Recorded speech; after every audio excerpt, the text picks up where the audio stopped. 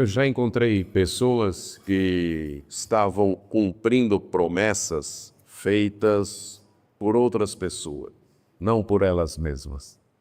Lembro de um rapaz que sempre se vestia com uma túnica marrom e eu perguntei por que. Ele diz: eu estou cumprindo uma promessa que a minha mãe fez. Eu me lembro que na minha mente eu não expressei isso, eu pensei: assim é fácil a gente fazer promessa, né? A gente faz e os outros cumprem. Não sei se você já se deparou com pessoas assim.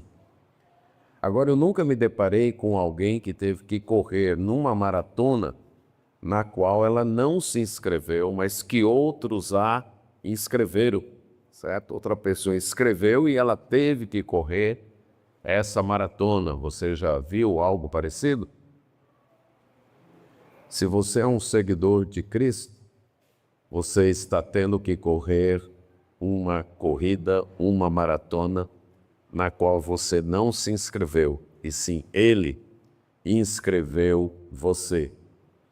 Para quem perseverou até aqui no retiro, nós chegamos ao texto agora, sim, chegamos ao texto-chave do retiro, Hebreus 12, 1 a 3. E eu acho que quando o pastor Voltaes perguntou para mim qual era o texto da mensagem, eu pensei uma coisa e falei outra.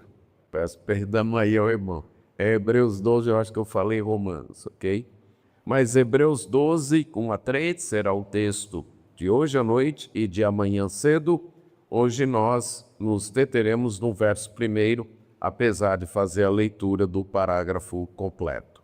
Hebreus 12, 1 a 3 diz: portanto, também nós, visto que temos a rodear-nos tão grande nuvem de testemunhas, livremo-nos de todo o peso e do pecado que tão firmemente se apega a nós e corramos com perseverança a carreira que nos está proposta, olhando firmemente para o autor e consumador da fé, Jesus, o qual, em troca da alegria que lhe estava proposta, suportou a cruz, sem se importar com a vergonha, e agora está sentado à direita do trono de Deus. Portanto, pensem naquele que suportou tamanha oposição dos pecadores contra si mesmo, para que vocês não se cansem nem desanimem. Deus nos inscreveu numa corrida. Deus nos inscreveu numa maratona. E com base no primeiro versículo, eu quero destacar 4 fatos sobre esta corrida. Primeiro Deus nos inscreveu numa corrida e devemos nos esforçar para completá-la. Deus nos tem inscrito numa corrida e é nosso dever nos esforçarmos para completar esta corrida. No primeiro verso, a frase principal, a oração principal é: corramos com perseverança. Os outros são modificadores dela. Então ele diz: corramos. A ideia aqui da palavra não é uma corrida qualquer, mas é correr num estádio dos jogos daquela época. Havia cidades com vários jogos atléticos. Uma das provas era a corrida. Havia provas de luta também, e as palavras algumas vezes são usadas de modo intercambiável. Mas a ideia aqui é de um atleta que está correndo nesse estádio e correndo querendo alcançar o prêmio. Da mesma forma que o apóstolo Paulo ilustrou a sua vida e a vida dos leitores da primeira carta aos Coríntios, no capítulo 9, verso 24, 1 Coríntios 9, 24, quando ele está tratando de certas coisas que, mesmo sendo lícitas, seria bom nós deixarmos de lado para testemunhar aos irmãos, ele dá esse exemplo de esforço que ele faz em prol do Evangelho. E aí ele diz: vocês não sabem que os que correm no estádio, todos, na verdade, correm, mas só um leva o prêmio? corram de tal maneira que ganhem o prêmio. É a mesma ideia que o autor da carta aos Hebreus está tentando passar aqui. Você tem que correr essa corrida que Deus lhe deu. Aqui é algo que demanda concentração, demanda esforço. A ideia de correr não é tanto de pressa, de chegar apressadamente, de estar assim apressado, desesperado para chegar. Mas a ideia é de concentração e de esforço, como se ele dissesse: façam esforço, estejam concentrados. Nós fomos chamados para seguir a Cristo. E isso não é um passeio de recreio, isso não é uma caminhada de recreação. Isto é uma luta que demanda esforço, que demanda dedicação, que demanda devoção de vocês. Então, corram a carreira. A palavra carreira poderia também ser traduzida luta, conflito ou corrida, porque era outra palavra aí dos jogos atléticos, dos jogos esportivos daquela época, que poderia ser usada tanto para uma corrida, para o atleta que corria, como para aquele que estava numa luta. E a ideia novamente é essa, é de esforço. Você está numa luta, você está lutando, você está numa competição e você deve ganhar. Então, corram esta corrida, corram esta carreira. Se esforcem por completar, se devotem, se dediquem a isso. E esta carreira nos foi proposta, não foi escolhida por nós, ela nos foi proposta, ela foi colocada diante de nós. Deus nos propôs então esta corrida. Ele planejou este curso para a nossa vida. Nossa vida tem lugares para onde nós devemos ir, coisas que nós devemos fazer, desafios que devemos confrontar. Nós nem sempre conhecemos tudo da nossa vida. Quando eu penso na minha adolescência e juventude, eu nunca imaginei que um dia estaria no interior da Paraíba pregando num retiro. Isso nunca me passou pela cabeça, certo? A vida me foi colocada por Deus. A carreira foi dada por Deus e eu creio que qualquer um aqui poderia testemunhar isso, que você se deparou com desafios, com privilégios, com oportunidades na vida que você não planejou, que se tivesse dependido de você, você nunca teria passado por isso, você teria escolhido outro curso na sua vida. Deus tem colocado essa proposta diante de nós. Não conhecemos todo o caminho e nem precisamos conhecer. Só precisamos seguir as orientações de Deus. Lembro-me que num retiro que eu fui exatamente numa época de carnaval, ainda adolescente, com aquela sede de querer saber a vontade de Deus, o que é que Deus tem para a minha vida, e nessa idade a vontade de Deus se resume a duas coisas para nós. Qual é? A vocação e com quem casar. Não é verdade? As duas, parece que a vontade de Deus só se resume a esses dois aspectos quando a gente é mais novo. Qual é a carreira que Deus quer para mim, com quem Deus quer que eu case?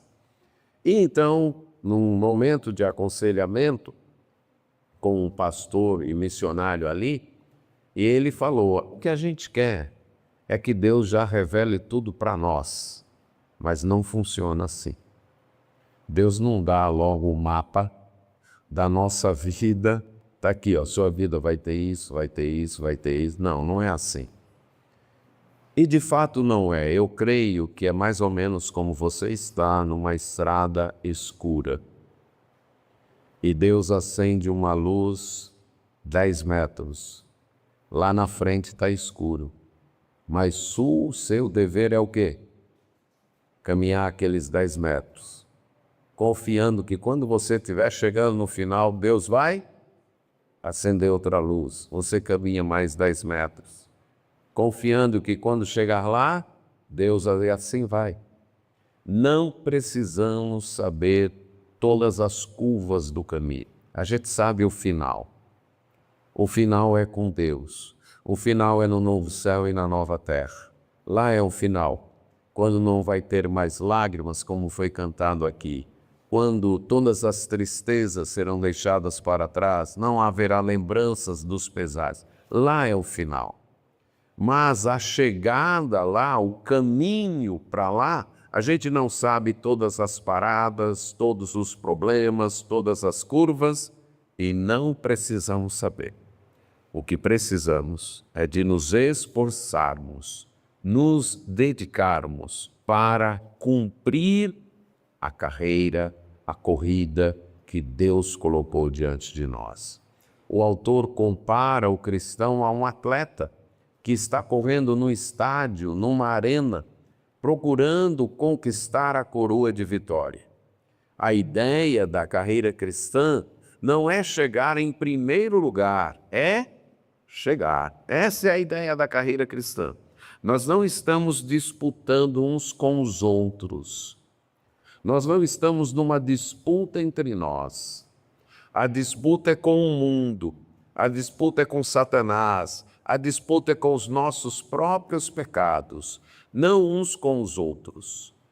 Então, nós não queremos chegar primeiro para provar que somos melhores do que ninguém. Não é isso. O que nós queremos é chegar. Todo esforço deve ser nesta direção de chegar. Estamos nessa corrida.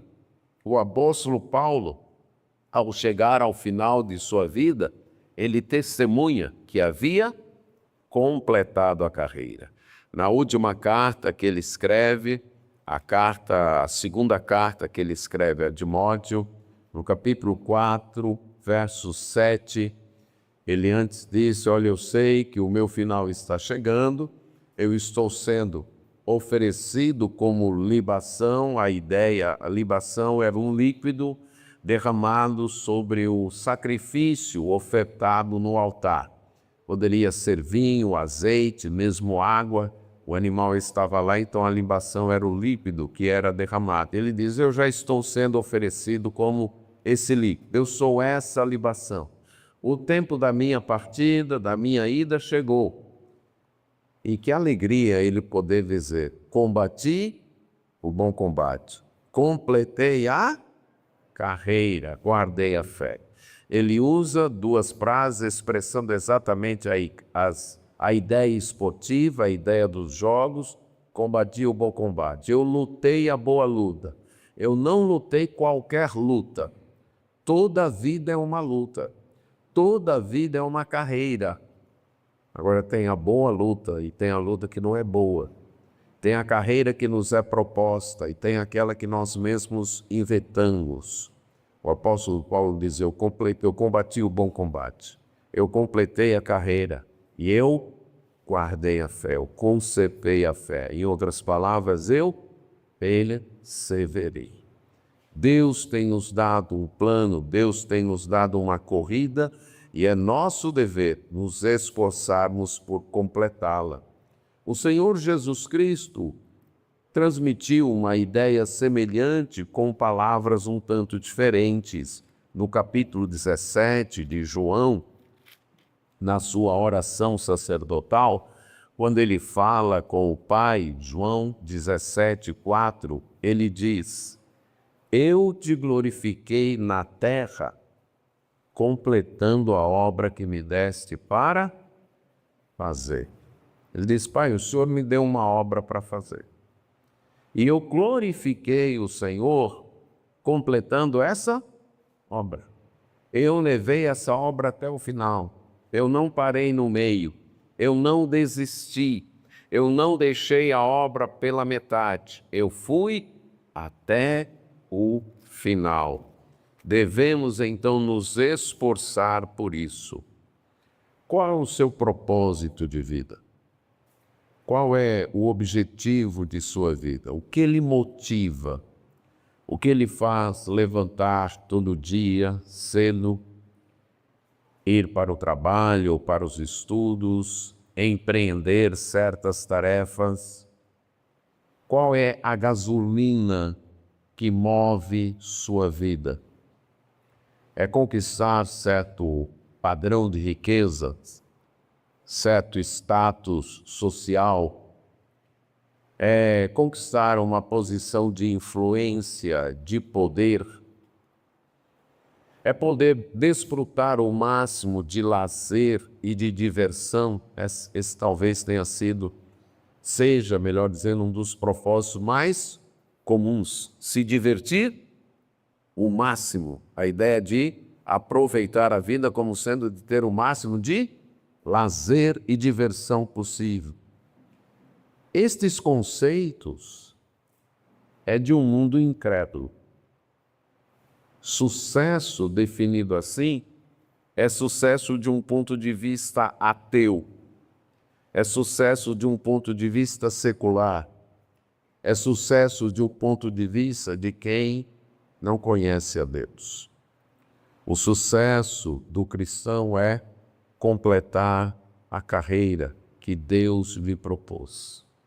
É seguir sem desanimar no caminho que Deus colocou para você. Qual é o seu propósito de vida? Você tem pensado nisso? Você tem analisado isso? Suas decisões são marcadas com o fim de alcançar o propósito que Deus tem para você? Suas decisões, suas escolhas na vida são marcadas por este alvo, completar a carreira. É isso que eu quero, completar a carreira que Deus propôs diante de mim.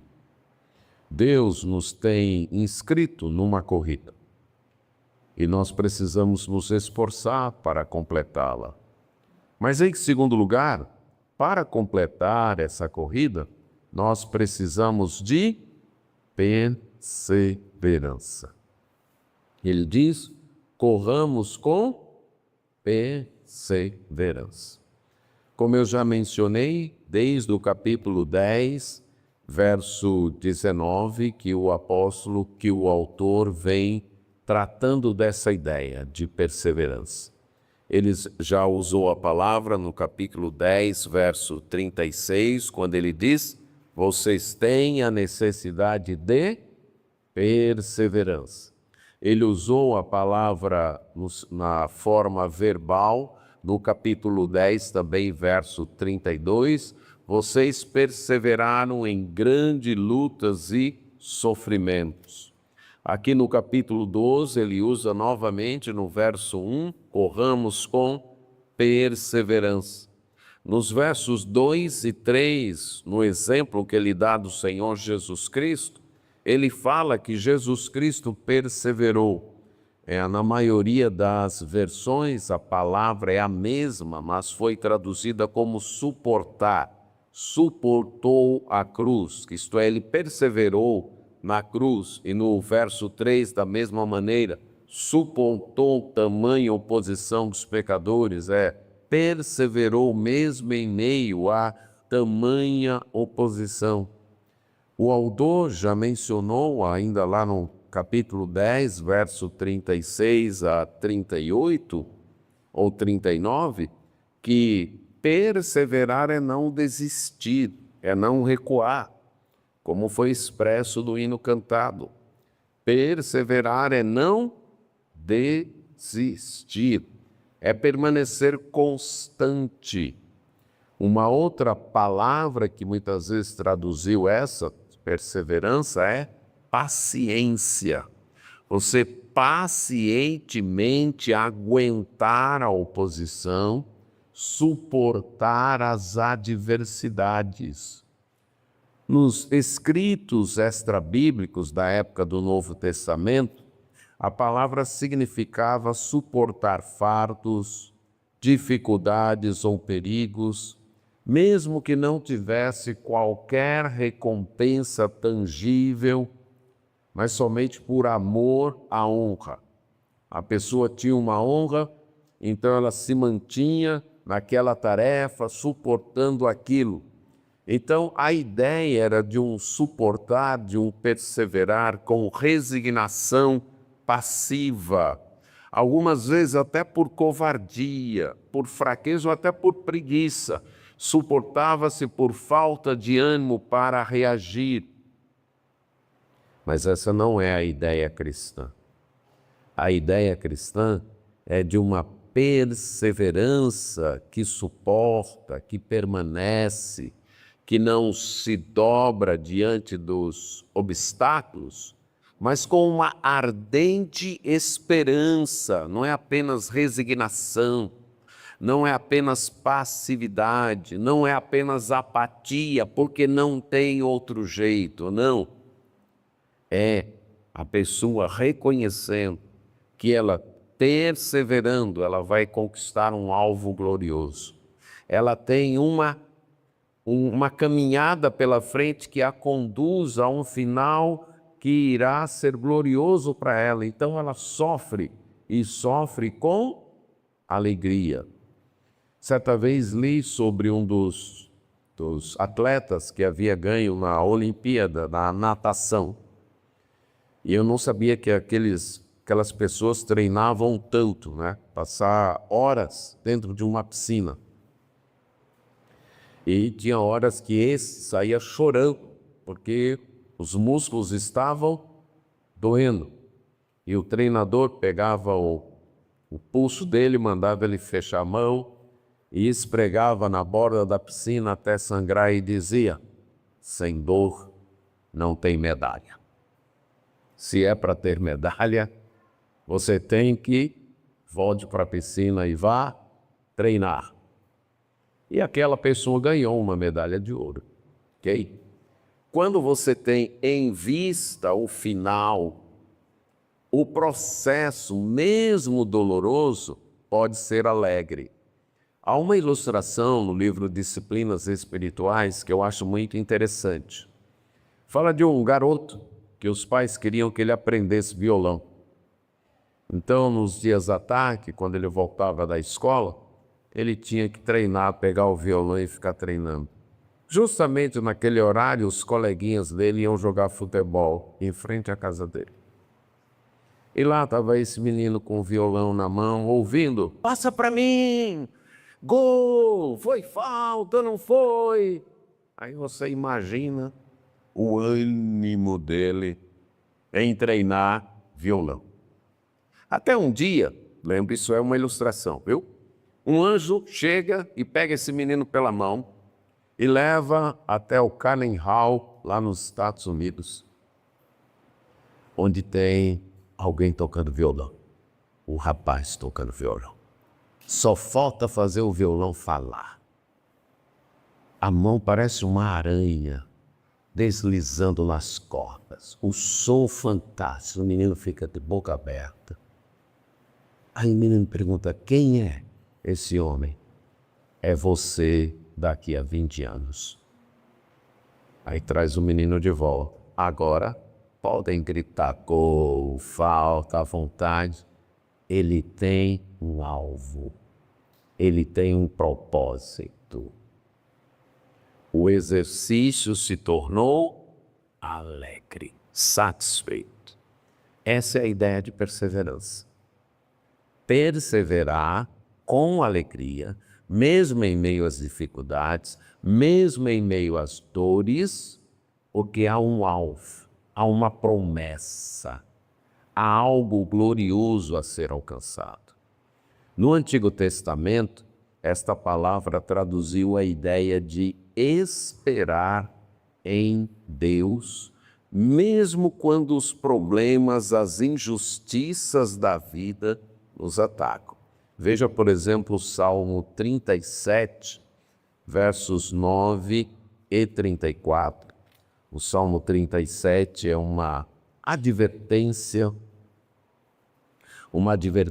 em meio às injustiças da vida que a pessoa sofre.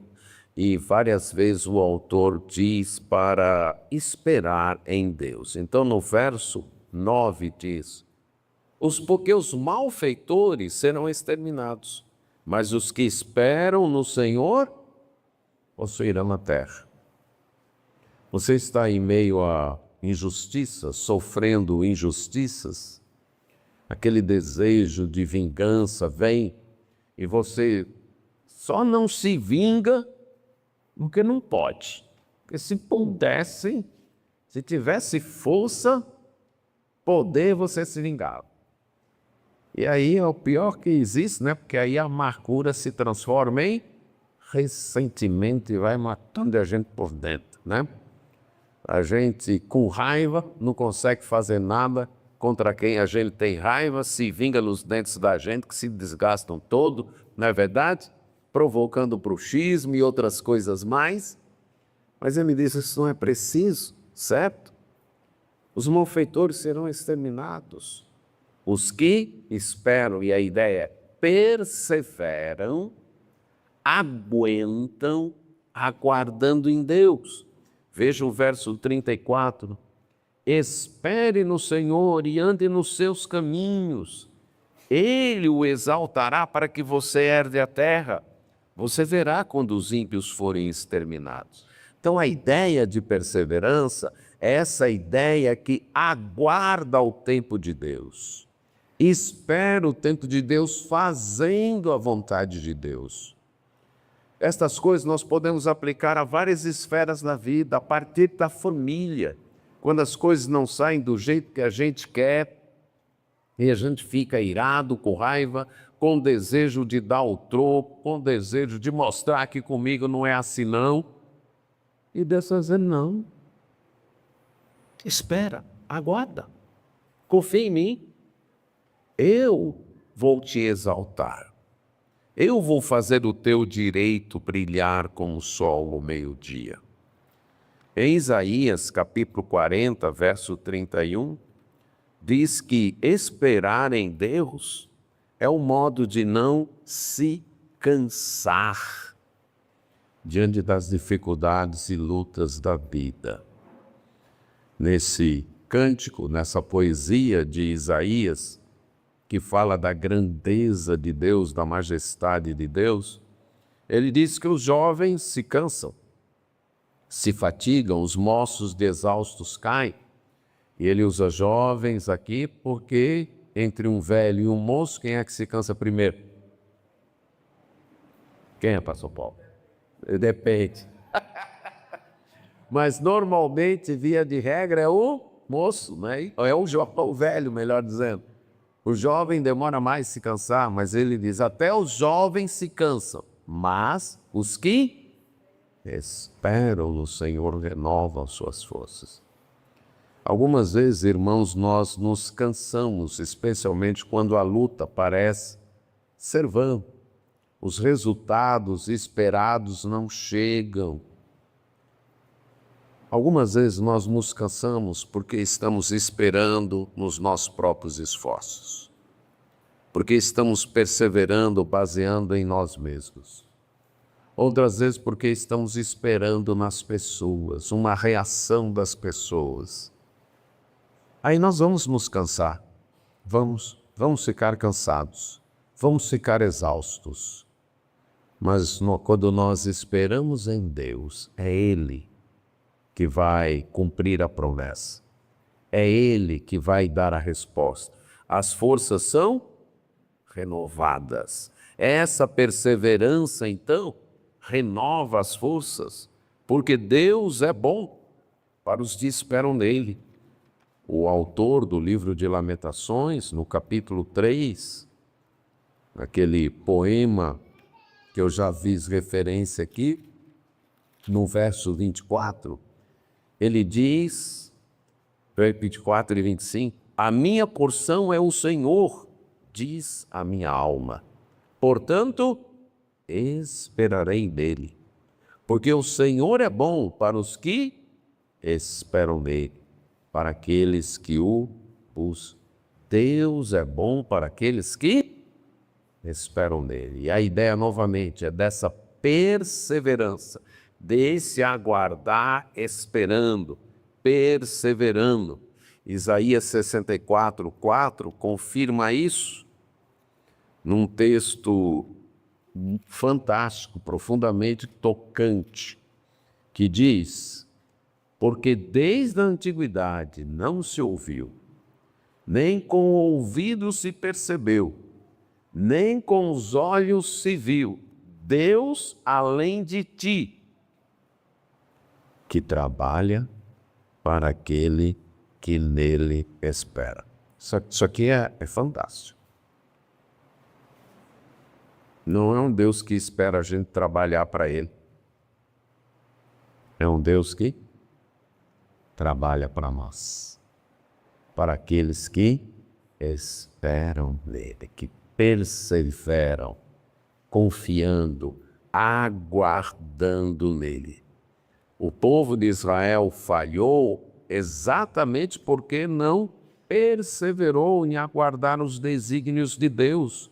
No Salmo 106, verso 13, quando relembra então o povo caindo diante das tentações, diz: logo, porém, se esqueceram das obras de Deus e não esperaram pelos seus desígnios. Quantas vezes nós, usando um ditado antigo, botamos os pés pelas mãos? Por que não esperamos os desígnios de Deus? Saímos atropelando, ferindo pessoas, ferindo a gente mesmo, arrumando confusão, provocando dissensão, deixando cicatrizes na nossa vida e na vida de outros, simplesmente porque não somos capazes de perseverar em esperar em Deus, em aguardar a hora que Ele vai agir, a hora que Ele vai cumprir as suas promessas em nossa vida. O povo de Israel falhou porque não esperou isso. É uma palavra que aparece muito também no Novo Testamento, quando enviou os 12 apóstolos e deu as instruções lá em Mateus capítulo 10, do verso 22, o Senhor Jesus Cristo diz: todos odiarão vocês por causa do meu nome. Porém, aquele que perseverar até o fim, esse será salvo. Jesus não enganou ninguém. Ele não prometeu aplausos. Ele não prometeu honra. Não. Ele disse: todos vão odiar vocês por causa do meu nome. O espanto, o nosso espanto, por que o mundo nos odeia, por que há tanta revolta contra os verdadeiros cristãos, esse nosso espanto só reflete uma coisa: desconhecimento da palavra. Porque o Senhor Jesus Cristo, várias vezes, essa foi uma delas, disse: vocês serão odiados. Vocês serão odiados. Outra vez ele advertiu: tomem cuidado quando o mundo aplaudir vocês. Porque quando o mundo começa a aplaudir cristão, alguma coisa mudou. Ou foi o mundo, não foram os cristãos. E deixa eu dizer que dificilmente foi o mundo. Quando a igreja começa a ser aplaudida, abra o olho. Certo? Porque nós estamos na contramão dessa cultura. Nós estamos na contramão do reino desse mundo. Nós não pertencemos a esse mundo, nossos valores são outros. Nós temos outras riquezas, outros costumes que não se adequam, nem são aceitos, são ofensivos a este mundo. Então não devemos nos espantar, porque o mundo nos odeia. O que devemos é perseverar. manter-se firme seguindo o Senhor Jesus Cristo. Em Lucas capítulo 8, verso 15, o Senhor Jesus Cristo disse que o coração que persevera é aquele que retém a semente, na parábola do semeador. Aquela parte que caiu em boa terra são os que, ouvindo de bom e reto coração, perseveram na palavra. E eles acabam frutificando com perseverança. O que impede muitas vezes a frutificação? A falta de perseverança. A pessoa não persevera. Ela começa uma coisa, começa um serviço na igreja, nos primeiros obstáculos, não é para mim isso não. Bota outro aí ou eu não vou fazer mais. Muda para outro, muda para outro, muda para outro e nunca completa nada. Me faz lembrar crianças quando se encantam com um instrumento musical. Não sei se já aconteceu com os filhos de vocês. Eles veem alguém tocando um instrumento e dizem, eu quero aprender isso aqui. Aí depois das primeiras aulas, dizes, não, o que eu quero agora é violino. Aí depois, é isso, é aquilo. Agora, em criança a gente até entende. Por quê? É criança, certo? É criança.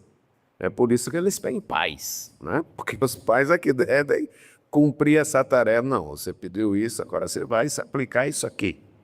Ok? Agora, em pessoas adultas está mudando daqui, mudando dali, porque houve uma cara feia, porque fulano não me elogiou, porque Beltrano. Está servindo o quê? O que está servindo? As pessoas? Seu amor a Deus depende da cara boa, do sorriso, da simpatia das pessoas? Não. Se quer frutificar, é preciso perseverança. Se quer frutificar, você precisa de perseverança. E é na tribulação, meu amado, que a perseverança se confirma. Romanos 5, 3. Perseverar quando tudo está bem, não é preciso nem ser crente. Concorda comigo? Certo? Perseverar quando todo mundo está subindo para mim, todo mundo está expedendo o tapete vermelho, está aplaudindo, está abrindo as portas, está servindo o cafezinho, aí é até ingratidão não perseverar. Agora, quando a luta chega, conforme diz Romanos 5:3, e não somente isto, mas também nos gloriamos nas tribulações. Por quê? Porque a tribulação produz perseverança. É no momento da tribulação que você ganha marra, você ganha casca para enfrentar os problemas. Para os que gostam de academia, como é que se ganha músculo? Ficando sentado, olhando os outros malharem, é assim que se ganha músculo numa academia, para aqueles que gostam, é assim? Não é que ganha. Vai lá, começa com um peso de 5 quilos, quando aquilo ali se tornou fácil, o que você faz? Aumenta e vai, é assim. É desse jeito que a pessoa então se fortalece. É a mesma coisa na vida com Deus. É nas tribulações, é nesse enfrentamento dos problemas que nós vamos adquirindo perseverança, conforme disse Tiago 1, 3 e 4. E essa perseverança deve ter ação completa, deve formar o nosso caráter.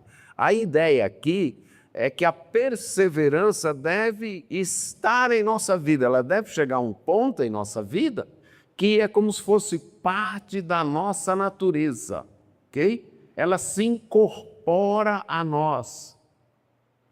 Deixa eu ilustrar isso da seguinte maneira. Suponha alguém que está com necessidade em casa, não tem nada para aquela pessoa, para a esposa e para os filhos comerem. E ele está preocupado com o que ele vai fazer. E ele veio para a igreja, assistiu o culto. Na hora que ele ia saindo, descuidadamente o irmão colocou a mão no bolso para pegar o lenço e, ao puxar o lenço, deixou cair uma nota de R$ 100. E aquele que está com necessidade diz: Deus respondeu minhas orações. Bota logo o pé em cima, espera todo mundo sair, fica ali disfarçando, e quando ninguém olha, ninguém está olhando, ele pega a nota e vai suprir suas necessidades. Essa pessoa está no nível de erro, de pecado, que é o mais baixo. Ele comete o erro e nem pensa, não tem nem dúvida. Uma segunda opção. Ele coloca, mas fica em dúvida. Eu digo para esse irmão, meu não, ou não, meu Deus, será que foi o Senhor mesmo que levou esse irmão a derrubar esse dinheiro para atender às minhas necessidades? Será? Quer saber? Eu vou pegar. Ele está errado, mas um pouquinho melhor. Por quê? A consciência ainda dói. Terceiro, ele coloca o pé em cima, pensa. Depois, irmão, o senhor deixou cair o dinheiro, está aqui. Ainda não é o ideal. Porque ele teve dúvidas em fazer o que é certo. O que é certo não está incorporado nele. O quarto, a mesma situação, necessidade, os filhos em casa não tem nada o que comer, o dinheiro caiu. Meu irmão, o seu dinheiro caiu, ó, está aqui. Ele nem pensou em fazer o que é certo. Pronto. Esse é o alto.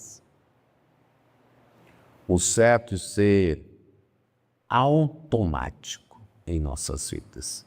E essa é a ideia de Tiago 1, 13 e 4 quanto à perseverança. A perseverança deve chegar um momento que desistir não passa mais por nossa cabeça. Que pode vir a tribulação que vier, desistir já não é mais considerado por nós. Já foi incorporado. Aí, nesse sentido, a perseverança passou a ter ação completa. Agora, para perseverar, você precisa das Escrituras. Romanos 15, verso 4. Pois tudo o que outrora foi escrito, para o nosso ensino foi escrito, a fim de que, pela perseverança e consolação das Escrituras, tenhamos esperança. Como você faz para ter perseverança? Conheça a Bíblia, leia a Bíblia. Você percebe como o autor de Hebreus está incentivando perseverança? Citou textos de Deuteronômio, citou textos de Abacuque e no capítulo 11 fez desfilar uma galeria de personagens do Antigo Testamento. Precisamos das Escrituras. Sem um embasamento, sem conhecimento da Bíblia, nós não iremos perseverar. Precisamos desse consolo que vem das Escrituras, deste ensino que vem das Escrituras. Não negligencie o seu tempo diário de leitura das Escrituras. Reserve um tempo para ler, para meditar nas Escrituras. Durante esse tempo aqui, você tem escutado mensagens manhã e noite. É impossível guardar tudo, certo? A não ser que você seja uma pessoa superdotada em termos mentais, mas é impossível. E uma técnica que eu descobri era, eu seleciono 2, 3 lições que me tocaram mais. E aí eu fico matutando, ruminando, certo? Trazendo aquilo de volta, trazendo aquilo de volta. Se você não fizer isso, é como comer e não fazer a digestão. O que acontece com alguém que come e não faz a digestão? Vai morrer. Concorda? Ela pode comer aos montes, Mas se não é feita a digestão, a comida, o alimento não é transformado em recursos para o seu corpo. Então você deve comprar livros, deve ler a Bíblia, deve ouvir pregações. E nisso selecionar, cada dia no seu devocional, selecione algo para ficar ruminando, mastigando de novo, trazendo de volta. É isso que dá, conforme o Matuto diz, sustância, certo? É isso que dá sustância. Não é simplesmente ouvir, ler, sem permitir que a digestão seja feita. Então, selecione no seu devocional textos, pensamentos de Deus para você ficar ali pensando durante o dia, refletindo. E isso então vai se enraizar em você. A perseverança surge das Escrituras, mas também da oração. Romanos 12:12. Na oração sejam perseverantes. Se existe uma tarefa simples, não diria simples, fácil, é orar. Concorda comigo? Qualquer hora, qualquer lugar, qualquer pessoa. Mas é fácil orar? Hã? Eu fico imaginando, se Deus for pedir contas disso, o que a gente vai dizer para Ele?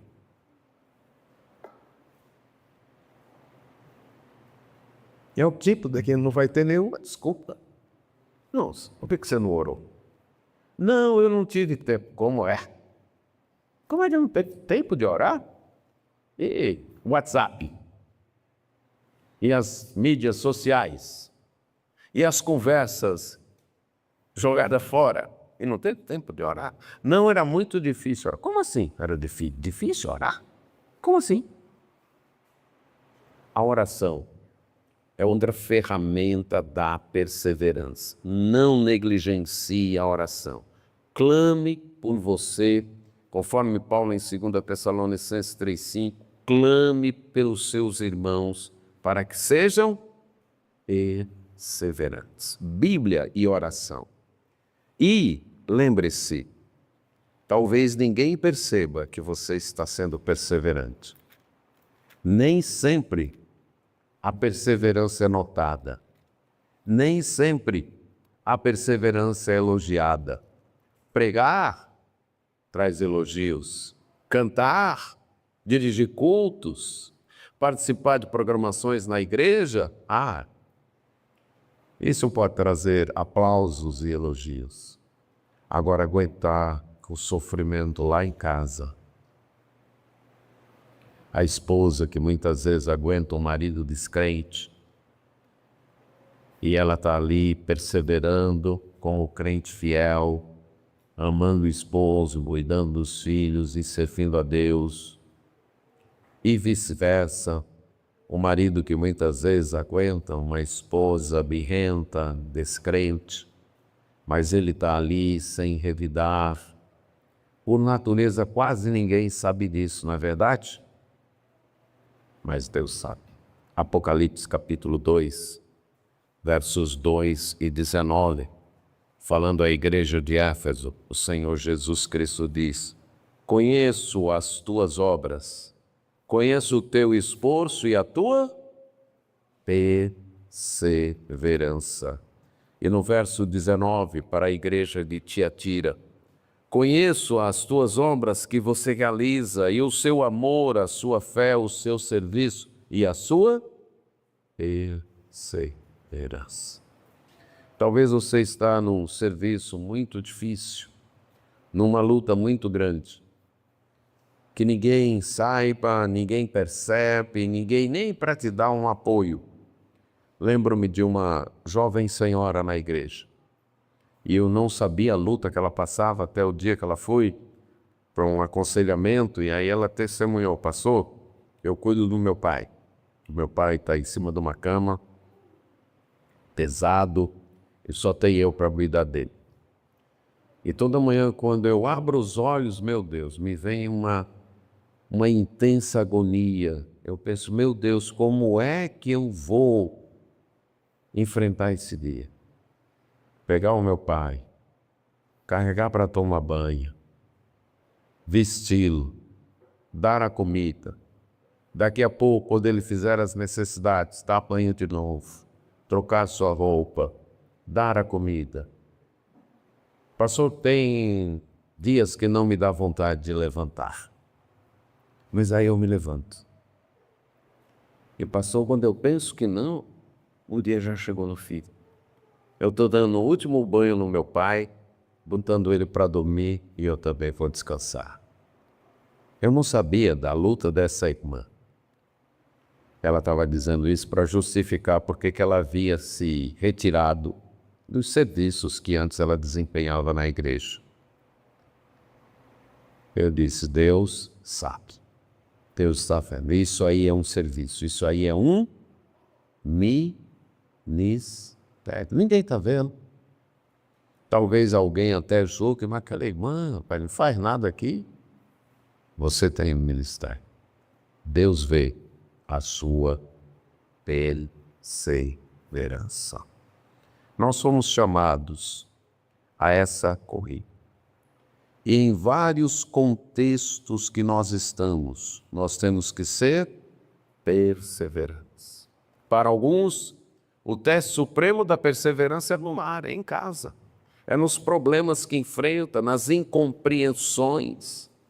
É muitas vezes o marido que, usando sua responsabilidade de líder, tem que tomar decisões que ele acredita, à luz da vontade de Deus, ser a melhor decisão para a família, mas nem a esposa nem os filhos concordam e se colocam contra ele. E ele muitas vezes se sente tentado, tá bom, façam do jeito de vocês, abdicando de sua responsabilidade diante de Deus. Mas não pode ser assim. Ele tem que ser o quê? Perseverante. Ah, mas se isso acontecer, minha mulher vai falar, vai passar um mês de cara feia. Esse é o contexto onde você está sendo provado para ser perseverante. Outras vezes é a mulher que nas suas atribuições não é compreendida pelo marido, nem pelos filhos, é constantemente criticada, nada que ela faz agrada, ora um reclama, ora outro. E ela sente vontade, quer saber, eu vou deixar tudo para lá. Não vou mais fazer nada para ninguém. Foi nesse contexto que você foi chamada para ser perseverante. As aplicações eu poderia dar muitas e não alcançar todo mundo. Por quê? Porque você sabe qual é o contexto que essa carreira está se desenvolvendo para você e no qual você deve ser perseverante. Deus nos inscreveu numa corrida e temos que, com esforço, completar a corrida. E temos que fazer isso com perseverança. Mas em terceiro lugar, Deus nos inscreveu numa corrida e temos o testemunho de outros nos incentivando. Voltando a Hebreus, ele diz, temos a rodear-nos tão grande nuvem de testemunhas. Há um grande número de pessoas que estão nos rodeando, e ele traz de volta aqui a ideia de um estádio esportivo, onde um anfiteatro, onde está uma multidão assentada nas arquibancadas, nos vendo correr. E estas pessoas são testemunhas. Quem são essas testemunhas? Aqueles que ele mencionou aí no capítulo 11. E são testemunhas de quê? Eles são testemunhas dizendo o seguinte, é possível. Não desanime, por quê? É possível. Deus dá as forças. Deus nos faz chegar ao final. Então é Abel, Enoque, Noé, Abraão, Sara, Isaque, Jacó, José, Moisés e os outros. Eles são testemunhas no sentido de que estão testemunhando a fidelidade de Deus em o sustentar, testemunhando que esta é a verdade, que vale a pena perseverar até o final. E esse exemplo dele deve nos encorajar. Especialmente quando lemos em 11:40 que Deus tinha previsto algo melhor para nós. Então eles estão testemunhando. Não desanime. Olha, nós persistimos. Deus nos deu força. Deus foi fiel conosco e nos sustentou até o fim. E Ele tem algo melhor para vocês. Não desistam, perseverem, persistam. Deus nos inscreveu numa corrida. E nós temos que nos esforçar por completá-la. Fazemos isso com perseverança. Mas Deus também providenciou um incentivo. Um grupo de testemunhas para quem nós podemos olhar e nos inspirar nessas pessoas. E podemos lembrar de Abel, que não fez nada para que Caim o matasse. Não é verdade?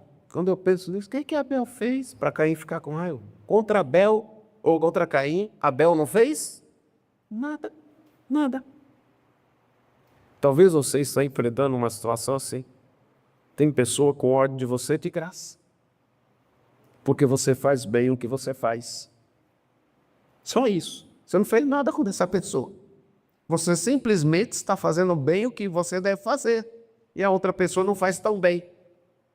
E ela está te odiando. Aí lembre de Abel. Ele aguentou isso. Inclusive perdeu a vida. Talvez você foi chamado para deixar a sua situação confortável, estabelecida, para ir para um ministério ou um lugar que você tem que saber como é que vai ser. Aí lembre de Abraão. Talvez você está tendo que abdicar de certas posições e confortos para enfrentar uma situação de sofrimento em prol do povo de Deus. E aí lembre de Moisés e assim por diante. São essas testemunhas que estão nos incentivando a perseverar nessa corrida. E por último, Deus nos escreveu numa corrida e para completá-la é preciso deixar tudo que atrapalhe. Então, desembaraçando de todo o peso e do pecado que tão tenazmente nos assedia. A ideia aqui da palavra desembaraçar é deixar. Foi a mesma palavra usada lá em Levítico 16, 23, para falar quando o sumo sacerdote saía do Santo dos Santos naquele dia da expiação e ele tirava sua roupa de linho, ele deixava ali. Então a ideia é deixar de lado tudo que lhe atrapalha. A mesma ordem aparece em Romanos 13, 12, que tem com razão o tempo que nós vivemos. O dia já vem chegando, a noite está ficando para trás. Vamos deixar de lado tudo aquilo que não é compatível com uma vida do dia, com uma vida com Deus. Efésios 4, 22. Deixando para trás tudo que é da velha natureza. Tiago 1, 21 e 1 Pedro 2, 1, deixando de lado a maldade. Tirando. E lembre aqui você vai correr uma maratona. Aí você pega o seu melhor sapato social, seu melhor terno, coloca o celular no bolso, a carteira no outro, certo? Se tiver joias e relógio, coloca também. E você espera ganhar aquela maratona, é assim? Você vai com o mínimo. Por quê? Você quer completar, essa é a ideia. Tire tudo que atrapalha, tire todo o peso aqui, toda a carga, tudo que servir de impedimento, tudo que for atrasar você, tudo que for minar seu esforço, tudo que for tirar sua concentração, tudo que for desviar seu foco de completar o plano que Deus tem para a sua vida. Há pesos que são pecaminosos e há pesos que não são pecaminosos em si, mas que podem se tornar. Em Lucas 21:34, quando falava sobre o fim dos tempos, Jesus disse o seguinte: tenham cuidado para não acontecer que o coração de vocês fique sobrecarregado com as consequências da orgia e da embriaguez, pesos pecaminosos e das preocupações deste mundo, e para que aquele dia não venha sobre vocês repentinamente. Preocupações deste mundo em si necessariamente não são pecaminosas. Você precisa trabalhar, precisa se alimentar, precisa dar alimento para a sua família. Mas quando isso se torna algo amarrado em você que te impede de correr a corrida que Deus te propôs, se tornou pecado. Então, tire isso da sua vida. E novamente aqui, nós poderíamos dizer algumas ambições profissionais, passatempos, diversões, associações, amizades, hábitos, preocupações. Esse peso pode ser coisas que aparentemente são inofensivas, mas se atravanca a minha carreira, eu devo deixar de lado. Aqui é a ideia de priorizar a conclusão da carreira. Deixar de lado aquilo que você sabe, isso aqui está atrapalhando. Não é em si pecado, mas está se tornando porque está me atrapalhando. E ele conclui dizendo, e o pecado que tenazmente nos assedia. A ideia aqui é o pecado que nos cerca de todos os lados e que tenta nos controlar, que tenta nos prender. O pecado que é sutil, que é perigoso e tenta se agarrar, se embolar em nossos pés e nos derrubar. Não brinque com o pecado. Ele é insidioso. Não tem bom contra o pecado. Não tem bom contra o pecado. Só tem uma estratégia: seguir bem perto de Deus em obediência. Não tem outra maneira de vencer o pecado. No momento em que, se você se julgar forte, você já está correndo perigo. No momento que você achar, eu me garanto. Lembro-me de um jovem pastor, casado, com 2 filhos, primeiro ministério, indo de vento em polpa. Incrível. Logo cresceu na igreja, cresceu na associação para aquele campo. E logo um casal da igreja fez muita amizade com ele. E o marido, o homem da mulher com quem havia amizade, viajava muito. Mas ele, pastor, a hora que o senhor precisar do carro, mesmo que eu não estiver aí, o senhor pode ir lá e pegar. E aí começou uma amizade muito forte também com a esposa, na hora que o marido não estava. E um diácono chegou e falou, pastor, eu sei que o senhor é pastor, mas eu queria pedir que o senhor tomasse cuidado. E a resposta foi, meu irmão, de sem teto, Eu sei até onde eu vou. O ministério acabado, 2 famílias destruídas. Ele planejou aquilo? Não, ele não planejou. Vocês estão entendendo? Não, ele não planejou. Não foi algo assim planejado. Eu vou fazer isso e depois vou. Não, não foi. O pecado é insidioso. Não brinque com ele. É não deixar ele entrar. Porque depois que ele entra, é difícil colocar para fora. E ele derruba. Então, deixe de lado o pecado. Se você quer completar a carreira, deixe de lado tudo aquilo que atrapalha, inclusive o pecado. Aqueles hábitos pecaminosos que você tem e que você diz, não faz mal a ninguém, só a mim mesmo. Já é suficiente. Já é suficiente. Se faz mal a você mesmo, já é suficiente. Coloque de lado. Deixe de lado. Clame a Deus. Vá até a cruz de Cristo e deixe de lado. Porque Ele vai derrubar você. Para não permitir que você conclua a carreira. Deixe de lado. Preste atenção nos alertas dos irmãos. Preste atenção nos avisos dos irmãos. Preste atenção nos avisos de Deus. Abra bem os olhos e deixe de lado o pecado.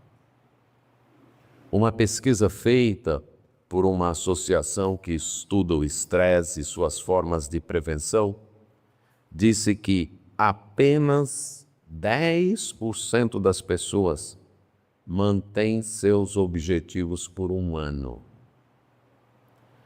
Mais de 30% abandonam esses objetivos em uma semana e 50% um mês depois. E os outros 10% no decorrer dos outros meses. Você percebe que perseverança não é nosso forte. Eu creio que você já sentiu isso em sua vida. Colocar um alvo e bancá-lo, perseverar, você descobriu que é luta. Mas nós temos um Deus que tem feito promessas e que prometeu estar conosco. Nós temos uma nuvem de testemunhas dizendo, é possível. É possível. E temos uma carreira que Deus nos colocou diante de nós. E com esforço e perseverança, deixando de lado tudo que atrapalha, nós iremos completá-la. Amém.